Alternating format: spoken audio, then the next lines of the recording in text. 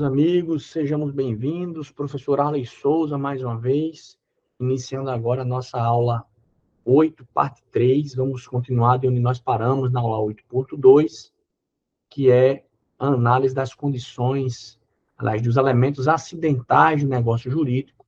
Estávamos começando a analisar, íamos começar a analisar o termo, tá certo? Então, sem maiores delongas, vamos começar aqui a nossa análise do nosso material. Doutores, termo é outro elemento acidental do negócio jurídico. Nós vimos os elementos essenciais, agora estamos vendo os elementos acidentais do negócio jurídico, certo? O termo pode ser definido como a causa que subordina o negócio a um evento futuro e certo. Então, o examinador, ele costuma tentar confundir o aluno, né? Querendo traduzir, confundir a expressão termo com condição. Porque a condição é uma cláusula que subordina o negócio jurídico a um evento futuro e incerto. Já o termo é a causa que subordina a eficácia do negócio jurídico a um evento futuro e certo. Então, fiquem atentos, certo? Enquanto a condição depende de um evento futuro e incerto, isso é a condição, o termo sujeita a eficácia do negócio jurídico a uma situação futura e certa. Então, fiquem atentos, porque é isso, principalmente, que cai em questões de concurso, quando se vai analisar esse elemento acidental do negócio jurídico. Assim, meus amigos, toda data futura é exemplo de termo, tá bom? Vou fazer isso no dia 25. Isso é um termo, tá joia? Beleza. Classificações do termo. Quanto aos efeitos, o efeito do termo pode ser suspensivo, inicial, desacordo, ou seja, é aquele que, quando verificado, dá início aos efeitos do negócio. O termo pode ser suspensivo, ou termo inicial, ou também chamado desacordo. O desacordo é o termo inicial, tá bom? Expressão latina para referir-se termo inicial. Ele é suspensivo, porque quando ele se verifica, inicia-se o processo. Enquanto ele não se verificar, os efeitos do negócio jurídico estão suspensos. Quando ele se verifica, a partir dali, o negócio jurídico começa a produzir efeitos, certo? O termo acó, o termo inicial, ele suspende o exercício do direito, certo? Mas ele não suspende a aquisição do direito. O direito fica suspenso. O exercício do direito fica suspenso. Mas o direito já existe, já faz parte do patrimônio daquele que fez parte, que participou do negócio jurídico. O termo, meus amigos, gera direito adquirido. Tá joia? O termo acó gera direito adquirido. Beleza. Termo resolutivo, ou termo final, ou dies ad quem. O que é isso? Termo final. É aquele que, quando verificado, põe fim aos efeitos do negócio jurídico. Tá joia? Por exemplo, prazo. Prazo é o lapso temporal entre dois termos, o dies acó, início do prazo, e o dies ad quem, o dia final do prazo. Então, prazo é um intervalo de tempo, um lapso temporal entre dois termos, o termo inicial e o termo final. Beleza. Professor, qual a diferença entre condição suspensiva e termo suspensivo? Na condição suspensiva, só há expectativa do direito, certo? Na condição suspensiva, só há expectativa do direito. Já no termo suspensivo, há direito adquirido. Essa é uma diferença relevante. Então, nós temos que ficar atentos, tá certo? Então, vamos lá. Eu faço um negócio jurídico dizendo o seguinte, olha, eu vou pagar a minha academia e vou começar a malhar no dia 30 de maio. Veja, esse é o termo inicial do prazo que eu poderei começar a fazer academia, malhar.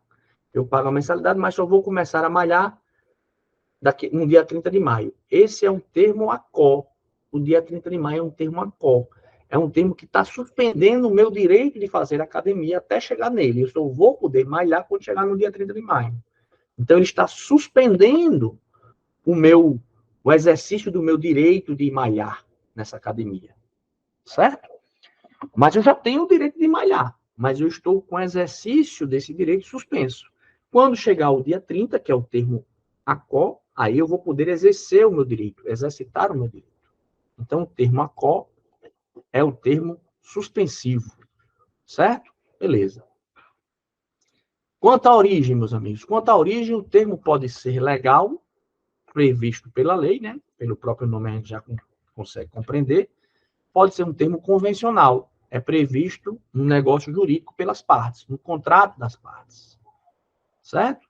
Quanto à certeza e precisão, o termo pode ser certos, termos certo, né? Quando, ou seja, é um termo que é certo o prazo em que ele vai iniciar. Esse exemplo que eu dei é um termo certo. Eu pago a mensalidade, mas vou começar a poder malhar a partir do dia 30 de maio. Esse termo é um termo certo, certo? No dia 30 eu posso exercer esse meu direito. É aquele que ocorrerá e se sabe que ele ocorrerá. Joia? Já, porque dia 30 de maio sempre vai existir, todo ano, né? Então, beleza. Agora, existe ainda o termo incerto. É o certo que ocorrerá, mas não se sabe quando ocorrerá. Ou seja, o termo incerto é aquele em que nós sabemos que ocorrerá, mas não temos certeza de quando ocorrerá. Esse é o termo incerto. A morte, por exemplo, é certa, né? A nossa única certeza na vida é que vamos morrer. Mas quando ela vai acontecer, ninguém sabe. Inclusive, ninguém geralmente está preparado. A morte é um termo incerto. Tranquilo? Show de bola, professor, entendi. Então, vamos analisar essa observação 6 aqui. Ó. Chuva, professor, é uma condição ou é um termo? Veja, chuva sem limitação temporal. Quando um dia vai chover, é um exemplo de termo incerto. Então, quando um dia chover, eu lhe darei isso.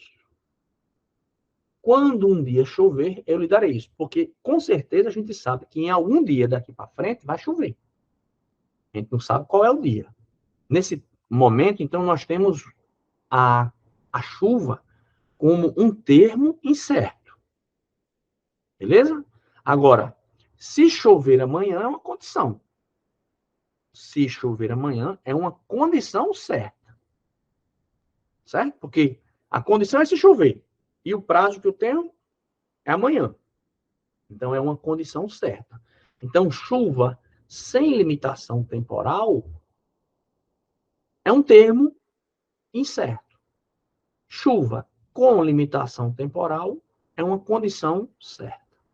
Beleza, então o termo é aquela causa, que é aquele elemento acidental do negócio jurídico, que subordina os efeitos do ato a um evento futuro e certo. Professor, modo ou encargo, que danado é isso? Consiste na prática de uma liberalidade subordinada a um ônus, a um encargo, a um modo, certo? Ônus. Então, você pode realizar negócios jurídicos que ficam subordinados a um dever de outrem. Aquele outrem só vai obter o direito, só vai poder exercer o seu direito se realizar um encargo, se tiver aquele ônus. Tá certo? Então, vamos compreender aqui por meio de alguns exemplos. Vamos analisar essa observação 7. Em que consiste, professor, uma doação onerosa? Por exemplo, eu chego para meu filho e digo, meu filho, eu vou lhe dar o meu carro. Vou lhe dar o meu carro, mas eu vou lhe dar um ônus, um modo. Eu só vou lhe dar o meu carro se você me garantir que vai cumprir esse encargo. Pois não, pai, qual é o encargo? Levar o meu carro para revisão todo ano. Isso é um dever que eu vou estar atribuindo, certo? Na minha doação ao meu filho. Eu vou lhe dar o meu carro. Se você se comprometer em cumprir esse modo, ou esse encargo, ou esse ônus. Modo ou encargo é um ônus que você atribui no negócio jurídico para a prática de outrem, do beneficiário do negócio jurídico. Tá certo? Então, nesse caso, doação onerosa é a mesma coisa de uma doação modal, ou uma doação sob encargo, ou seja, essa doação que eu fiz do meu carro para o meu filho está atribuindo a ele um modo. Se ele não cumprir aquele modo de levar meu carro todo ano para fazer a revisão, as suas próprias expensas, certo? Ele não vai estar cumprindo o modo, o encargo que eu dei. Portanto, essa doação poderá ser, portanto, revogada. Certo? Beleza, pessoal? Deu para entender o que é um modo ou encargo? Show de bola, show de bola. Então, seguindo o nosso debate aqui sobre modo e encargo. Observação 8. A parte que realizou a liberalidade pode exigir o cumprimento do encargo? Sim. Certo? Sim. Ônus, né? Ônus não é sinônimo de obrigação. Certo? Às vezes a gente usa essa expressão na linguagem coloquial como sinônimo, mas juridicamente, ônus não é sinônimo de obrigação. O direito das obrigações, a palavra obrigação no direito civil tem um sentido muito próprio. Bom, no nosso dia a dia a gente acaba usando essa expressão como sinônimo. Por isso, o ônus não pode ser demandado judicialmente. Tratando-se de um ônus, caso a parte favorecida não cumpra um modo ou encargo, a parte que realizou a liberalidade, ou seja, eu que doei o meu bem, posso pedir a revogação da liberalidade, ou seja, posso revogar essa doação. Certo? Eu não vou exigir isso judicialmente, não. Eu vou poder eu mesmo revogar essa doação. Então, se eu doei o meu carro para o meu filho, atribuindo essa doação em encargo dele fazer a revisão todo ano, e ele arcar com esse encargo, com esse custo, certo? Com esse ônus. E ele não faz isso, eu que fiz a liberalidade, posso revogá-la. Joia? Eu mesmo vou revogar a liberalidade em virtude de o meu filho não ter cumprido o ônus, o encargo definido naquela liberalidade. Beleza, professor, tranquilo. Estou entendendo. Vamos aqui para a observação 9. E se o encargo foi ilícito ou impossível? Essa pergunta é interessante para a gente refletir. Né? Em regra, meus amigos, nesses casos, será considerado não escrito. Né? Se você propõe um encargo para o beneficiário da liberalidade, propõe um modo para o beneficiário da liberalidade que você está fazendo, e esse modo ele é ilícito, ele é impossível, então ele é considerado não escrito nesse negócio jurídico. Tá joia? Beleza, beleza, professor. Todavia, caso o encargo seja o motivo da própria liberalidade, todo o negócio será nulo. Beleza? Atenção, o motivo, que normalmente é irrelevante para o direito, quando é aposto como razão determinante do negócio jurídico, se transfigura, penetrando no conteúdo da própria declaração negocial. Ou seja, quando o motivo é a causa do próprio negócio, quando o motivo é a condição sine qua non, sem o qual o negócio não teria se realizado, certo? Quando ele é a razão determinante para a realização do negócio, ele se transfigura e penetra no próprio conteúdo da declaração negocial. E aí, nesse sentido, ele pode tornar ilícito o objeto. Beleza, professor, tranquilo. Então, eu entendi, professor. Entendi até agora aí, modo, encargo. Estou entendendo bem. Beleza, então agora, meus amigos, nós vamos começar a debater outro tema do nosso direito civil, que diz respeito ao estudo dos vícios ou defeitos do negócio jurídico. Certo? Vícios ou defeitos do negócio jurídico. Vamos debater isso aí. Está tudo dentro desse assunto aí de negócios jurídicos, tá bom? Por isso que eu estou resolvendo trazer agora para vocês. Então, vamos lá. Observação 10. Quais são as diferenças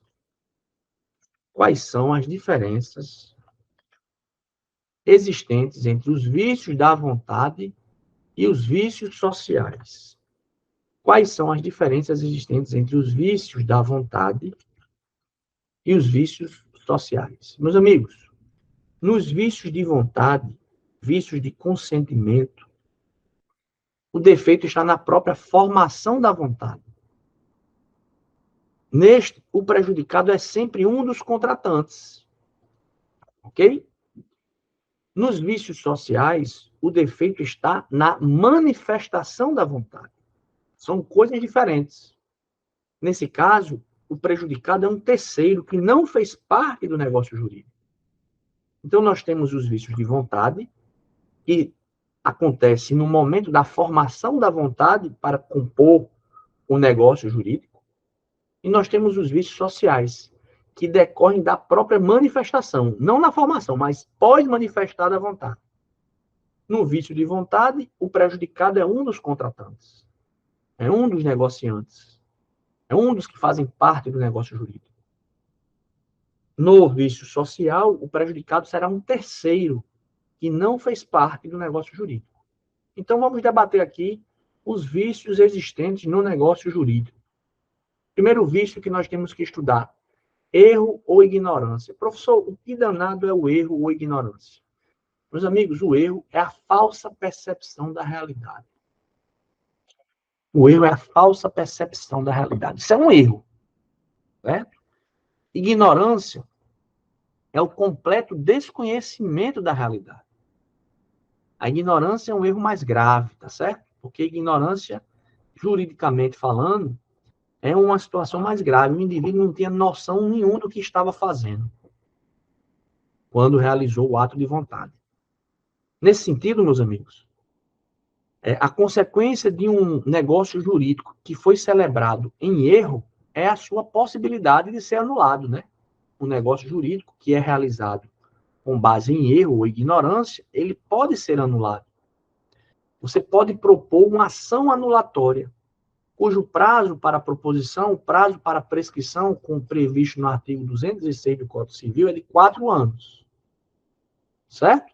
O negócio jurídico ele não é nulo em si, ele é anulável. A parte que agiu em erro, a parte que realizou o ato em erro ou em ignorância, pode propor uma ação para anular o negócio jurídico. Tranquilo? Beleza, professor. Erro ou ignorância, entendi. O termo inicial para propor essa ação inicia-se a partir da celebração do negócio. A partir do momento em que é celebrado o negócio, se esse negócio foi celebrado em erro ou ignorância, a parte pode propor uma ação anulatória em até 4 anos. Beleza? Tranquilo.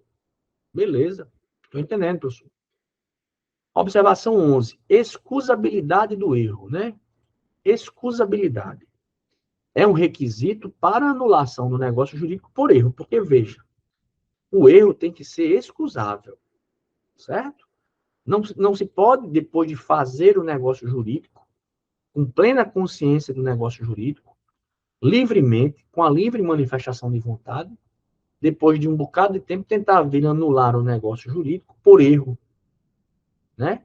Porque esse erro não é qualquer erro, tem que ser um erro excusável, certo? Aliás, tem que ser um erro inexcusável, certo? O erro excusável é aquele que é desculpável. O erro inexcusável é aquele que é indesculpável. Tá joia? Excusabilidade significa desculpabilidade. Ou seja, um erro excusável, perdoável, e existe o erro inexcusável, o erro imperdoável. Existem duas correntes que analisam essa questão do erro excusável e do erro inexcusável. A primeira corrente diz que a excusabilidade ainda é um requisito para anulação do negócio jurídico. Ou seja, o erro tem que ser excusável, ou seja, tem que ser aquele erro que qualquer pessoa mediana cometeria se realizasse aquele negócio jurídico. Porque se é um erro indesculpável, um erro assim, diríamos entre aspas, ridículo, né? Que qualquer pessoa mediana conseguiria perceber e não realizar o ato jurídico ou o negócio jurídico naquelas condições, o erro inexcusável não autorizaria, em tese, a anulação do negócio jurídico. Somente o erro excusável, ou seja, aquele erro que é perdoável, um erro que uma pessoa mediana poderia cometer. Beleza. A segunda corrente é a corrente moderna, que é adotada e deve ser adotada em concurso público, diz o seguinte: defende que a excusabilidade não é mais um requisito para a anulação do negócio jurídico. Essa é a corrente que vocês devem adotar. Certo?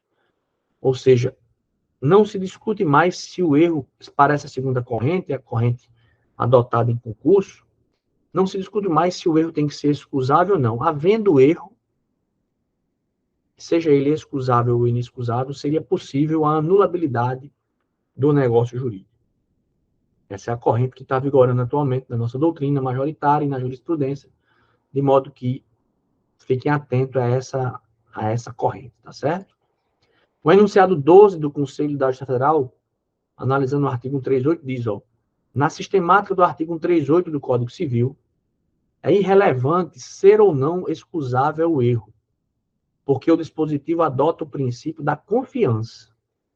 Com base no princípio da confiança, um contrato não pode ser celebrado com erro de vontade, mesmo que seja um erro inexcusável.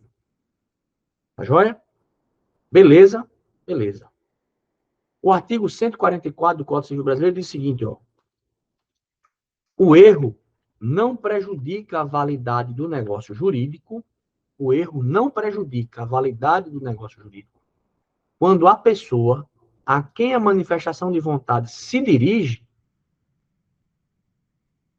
se oferecer para executá-la em conformidade com a vontade real do manifestante. Então, eu realizei um negócio jurídico que eu estava em erro, certo? E, ao realizar esse negócio jurídico em erro, eu seria, em tese, prejudicado, certo? Só que aí eu quero anular esse negócio jurídico. Aí a outra parte que negociou comigo diz, olha, beleza, como você estava em erro, eu vou realizar o negócio jurídico de acordo com a vontade real que você tinha. Mas vamos manter o nosso negócio jurídico. Nesse sentido, a parte que estava em erro não vai poder pedir a anulabilidade do negócio jurídico. Se a parte a quem beneficiou o erro se oferecer para executar a sua obrigação decorrente desse negócio jurídico nos termos da vontade real manifestada pela parte que agiu em erro. Certo? A esse princípio, esse artigo 144, nós damos o nome de princípio da conservação do contrato. Show de bola, professor. O erro, meus amigos, ele pode ser substancial ou acidental. O erro pode ser substancial ou pode ser acidental. Beleza. Erro substancial é o que recai sobre o aspecto determinante do negócio. Lembre que sempre que algo é substancial, é aquilo que faz parte da essência. É um aspecto determinante, sem o qual a coisa não deve existir completamente e validamente. Tá joia? O negócio jurídico, quando eivado de um erro substancial, ele é anulável. Diz o artigo 139 o seguinte, do Código Civil. O erro é substancial quando 1. Interessa a natureza do negócio. Interessa o objeto principal da declaração. Ou alguma das suas qualidades essenciais. Nesse caso, o erro vai ser considerado substancial, quando ele se tratar da natureza do negócio, se tratar do objeto principal da declaração, ou quando ele se tratar de uma qualidade essencial do objeto negociado. Beleza. Outra situação de erro substancial está no inciso 2 do artigo 139, que diz: o erro é substancial quando concerne a identidade ou a qualidade essencial da pessoa a quem se refere a declaração de vontade. Desde que tenha influído nesta de modo relevante. Então, se você gostaria de realizar um negócio jurídico com A e acaba realizando um negócio jurídico com B, sendo que para você A tinha uma qualidade essencial, esse é um erro substancial. De modo que ela era insubstituível, esse é um erro essencial. Você gostaria de comprar um quadro de Leonardo da Vinci. Esse quadro era de 5 milhões de reais. E aí aparece alguém para você, bastante parecido com Leonardo da Vinci, vendendo um quadro, dizendo que é Leonardo da Vinci, e você adquire o quadro. Esse erro é quanto à identidade da pessoa com quem você negociou. É um erro essencial quanto à pessoa. Você não queria realizar esse negócio com essa pessoa, mas sim com Leonardo da Vinci. E aí, portanto, você está em erro substancial. Certo? Portanto, esse negócio é anulável. Show de bola. E o erro é substancial quando, sendo erro de direito e não implicando recusa à aplicação da lei, for o único motivo ou o motivo principal do negócio jurídico. Então, se for um erro de direito, não implicando recusa ao cumprimento da lei, porque ninguém se excusa de cumprir a lei, conforme nós vimos nas aulas sobre Lindbe, né? Aí, nesse caso, se for o único motivo, o principal motivo do negócio jurídico, ele pode tornar o negócio jurídico nulo. Beleza. Esses são os chamados erros substanciais, conforme previsão do artigo 139 do Código Civil. E nós temos também o erro acidental. É aquele que diz respeito a um aspecto secundário do negócio jurídico. A pessoa errou sobre o motivo. A pessoa errou ao fazer o negócio jurídico sobre um motivo não determinante do negócio. Exemplo, compra de algo que deveria vir numa caixa de madeira, mas, na verdade, veio numa caixa de plástico. Isso é um erro acidental, não tem muita relevância para a essência do negócio jurídico. O erro acidental não permite a anulação do negócio jurídico. O erro acidental não permite a anulação do negócio jurídico. Nem permite que a parte prejudicada pleiteie prejuízos ou perdas e danos. Porque é um erro de só menos importância. Não é um erro sobre o motivo determinante do negócio jurídico. Tranquilo? Beleza, professor, tranquilo, estou entendendo bem. Dolo. Então, nós já vimos o primeiro vício do negócio jurídico, o erro. Agora, nós vamos ver o vício do negócio jurídico chamado dolo. Outro vício importante do negócio jurídico, certo? O dolo possui várias, diríamos assim, espécies de classificação do dolo. Então, vamos analisar o dolo para finalizarmos a nossa aula. E aí, depois, nós vamos iniciar a aula 8, parte 4, onde nós vamos finalizar coação e iniciar as questões de concurso sobre o tema. Beleza? Então, vamos lá. Dolo. Meus amigos, dolo é o induzimento malicioso ao erro. Aí é aquele cabra querendo enganar você. É o metido a sabido lhe enrolando. Certo? O dolo, nesse sentido, no sentido previsto no Código Civil, é o induzimento malicioso à realização do negócio jurídico. É um artifício ardiloso, utilizado com o propósito de enganar uma pessoa para que ela celebre determinado negócio jurídico. Se um negócio jurídico é realizado mediante dolo, esse negócio ele é anulável, certo? É possível a parte prejudicada propor uma ação anulatória no prazo decadencial de 4 anos, a partir da celebração do negócio jurídico. Somente a parte prejudicada é que pode propor a ação anulatória. O dolo, tanto quanto o erro, ele pode ser essencial ou acidental. O dolo essencial é a mesma coisa que dolos causam. O dolo essencial é a mesma coisa que dolo causa. O que significa isso, professor? É o dolo que contamina o aspecto do negócio jurídico pelo fato de ter sido a sua causa.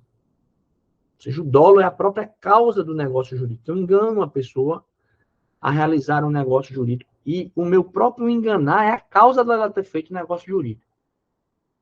Ele gera a anulabilidade do negócio jurídico. Dolo essencial. Gera a anulabilidade do negócio jurídico. Beleza. Dolo acidental. Dolus acidens. Dolo incidens, desculpe. Dolo incidens. é aquele que não influi na celebração do negócio jurídico. Não influi. O dolo acidental não gera anulabilidade do negócio jurídico.